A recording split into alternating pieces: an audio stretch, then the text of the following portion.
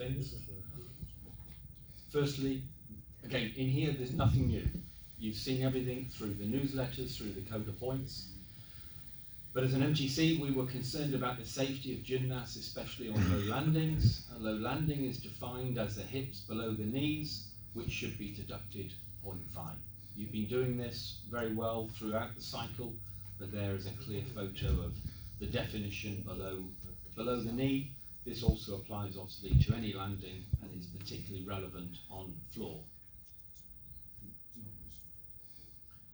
Landings with feet slightly apart, the gymnast lifts the heels and joins both heels together without lifting and moving, no deduction.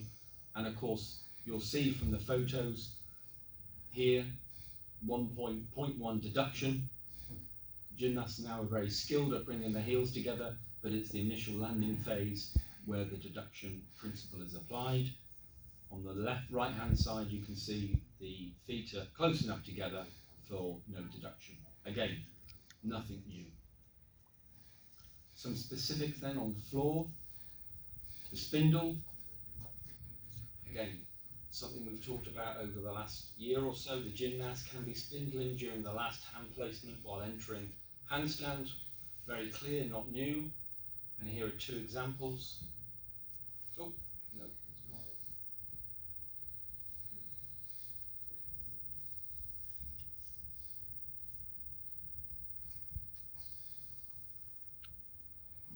So look out for the number of circles before going to handstand.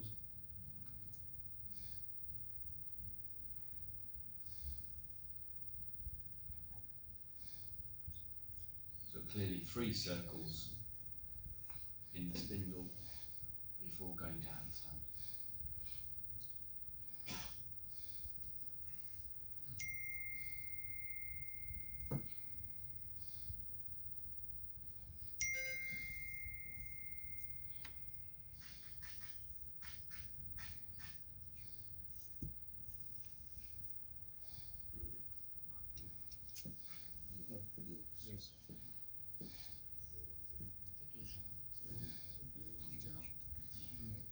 And then another example, much cleaner.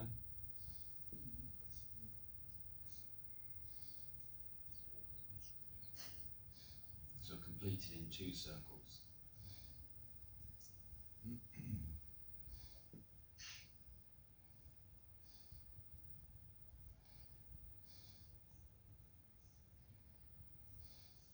then direct handstand.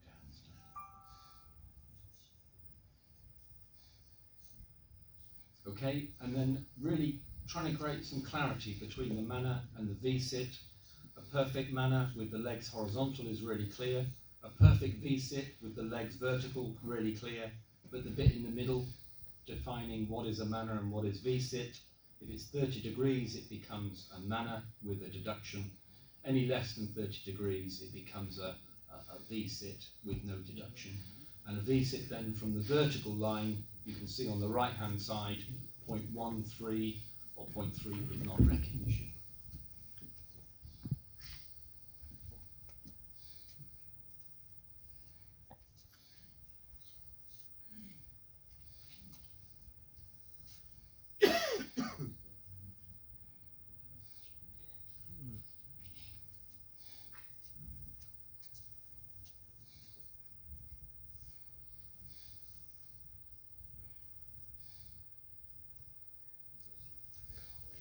Not quite horizontal.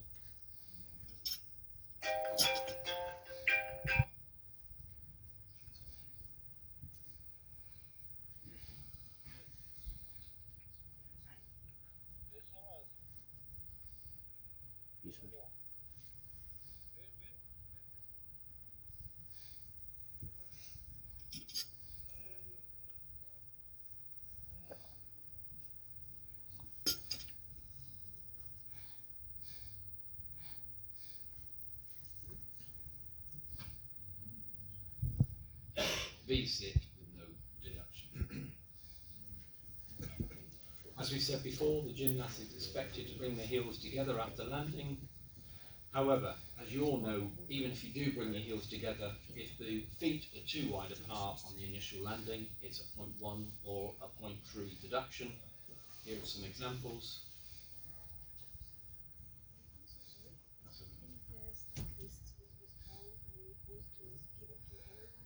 Yeah, yeah. What you leave there. Yeah.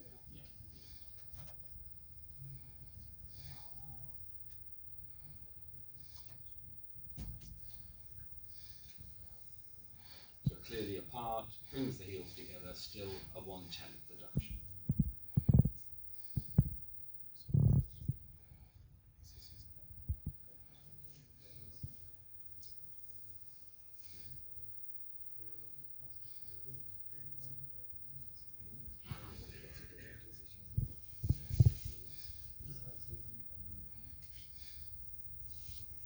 So now we talk low landings. Again, we've already described the low landing as 5/10.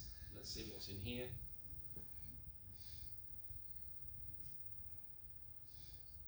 Five tenths.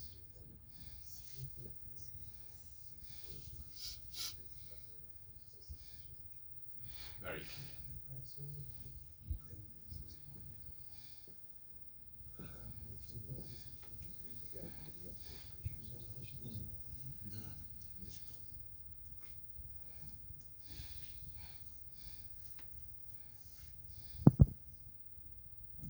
Okay, angular deviation. Apologies, I missed the heading.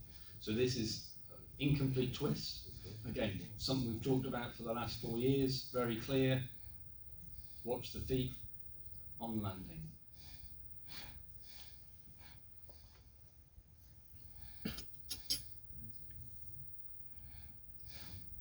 3/10. And again, deduction for landing.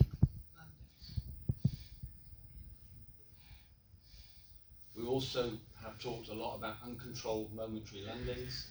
You'll see in the new code we're looking for the gymnast to actually stop, so there's absolutely no uncertainty about the deduction. But uncontrolled momentary landings, 0.1, 3 or 5.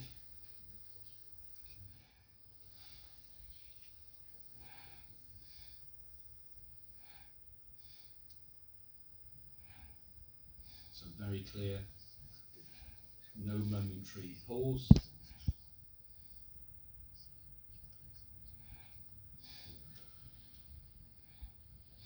You could make that 5 if you wanted to. Let's have a look again.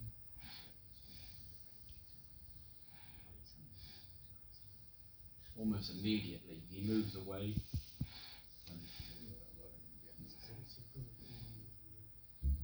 And again, there are many other examples on SDS if you wanted to check another time. Okay, let's move on to, we won't do pommel horse. We're not doing pommel horse today.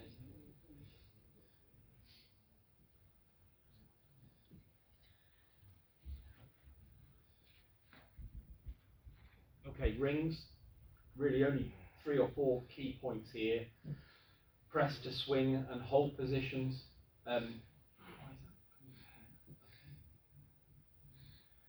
So remember, the body cannot rise above the perfect hold position prior to its completion. This is one deduction. And the final hold position then is another deduction. So it's very clear for something like Honda to cross. If you come in high and lower, this is 2 deductions. Yeah?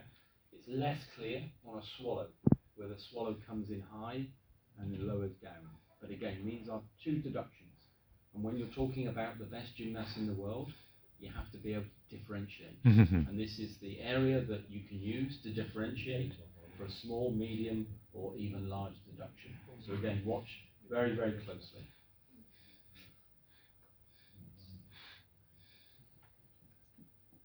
So try to find a really good example, and this is a good example. His shoulders are in line with the bottom of the rings when he comes in, and there is no movement. For me, this is excellent.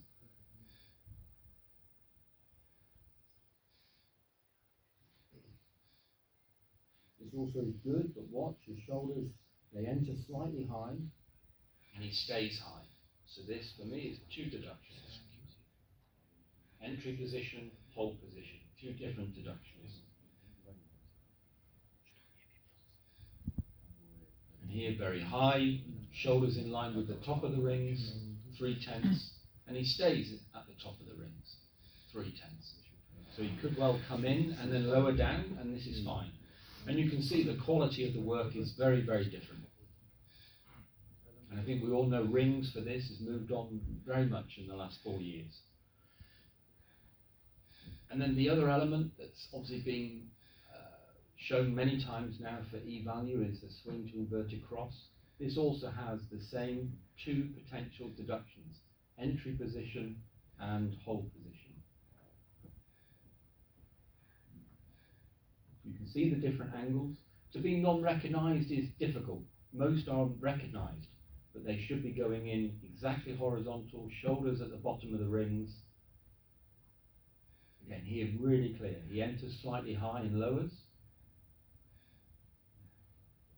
And this is mostly what gymnasts are doing in this element.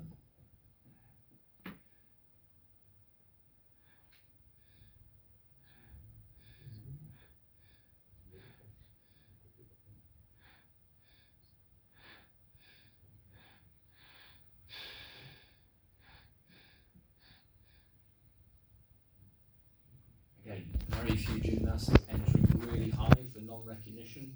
This I don't think is a problem for the D jury, but for the E jury, you have these deductions. Also, body position deductions for arch body, grip, time, and swinging. So to do this element, you have to be very good, or if not, many, many deductions. Let's have a look at a video.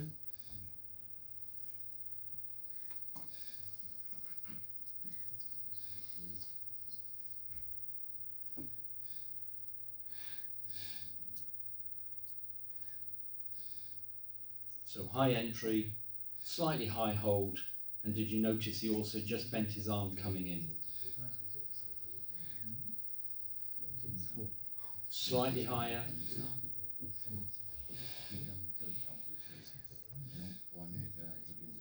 Three on the high entry, and then he stays high for another 0.3. He's got over grip and maybe also swinging of the rings as well.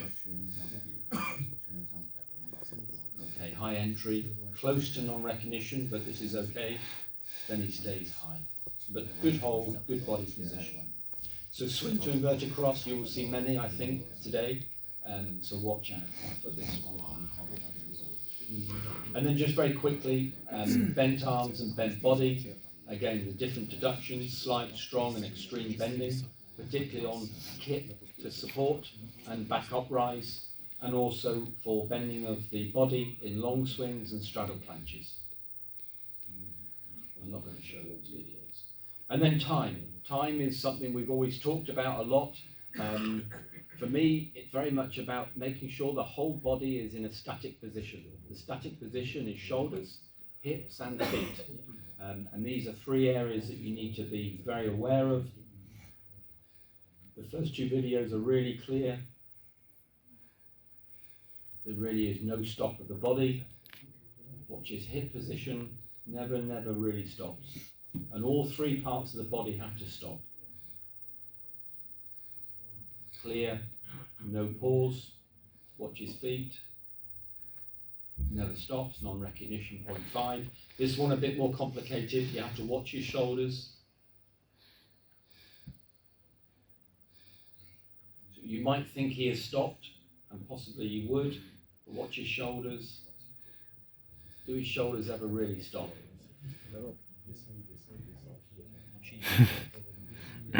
With the microscope, probably not. As an E-judge, probably I would understand if you give 3 tenths. Okay.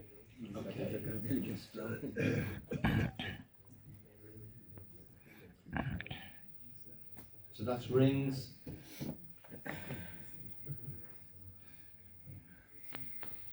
And just a couple of examples from Julio and parallel bars.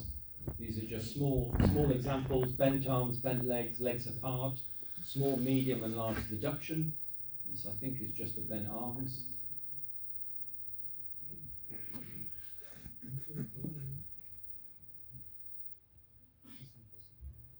Again, clear bent arms, should be straight.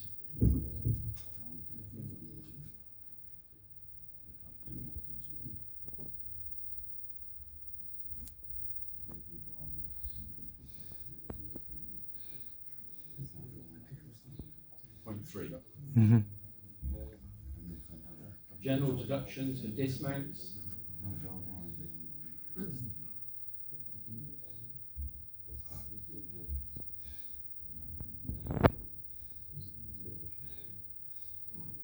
Close the game. How many deductions? 1.1.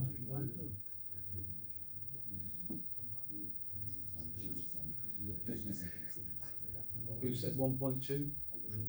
Correct.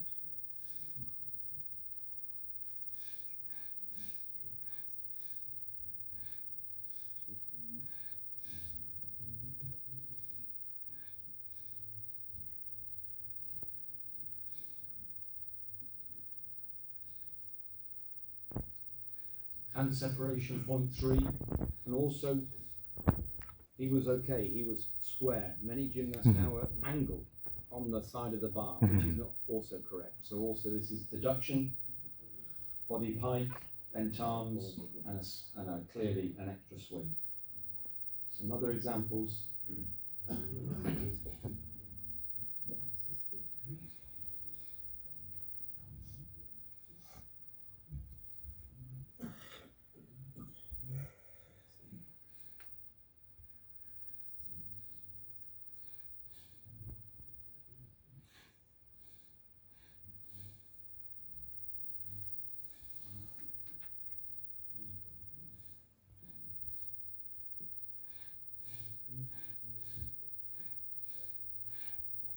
Okay, many deductions, many errors.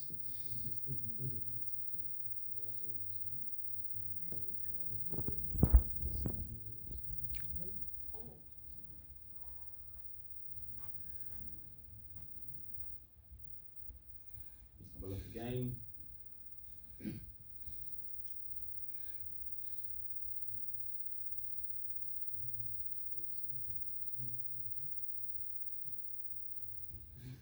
So unsteadiness, bent legs, feet, amplitude on the uprise, intermediate swing, bent arms, and legs apart. So many deductions in this one.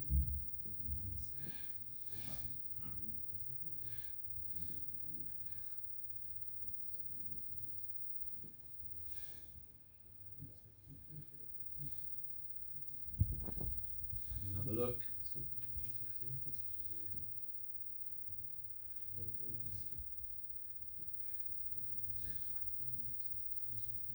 So bent legs, feet not pointed, legs apart, preparation for the uprise not horizontal, let's not forget that. So many deductions. Okay, so there.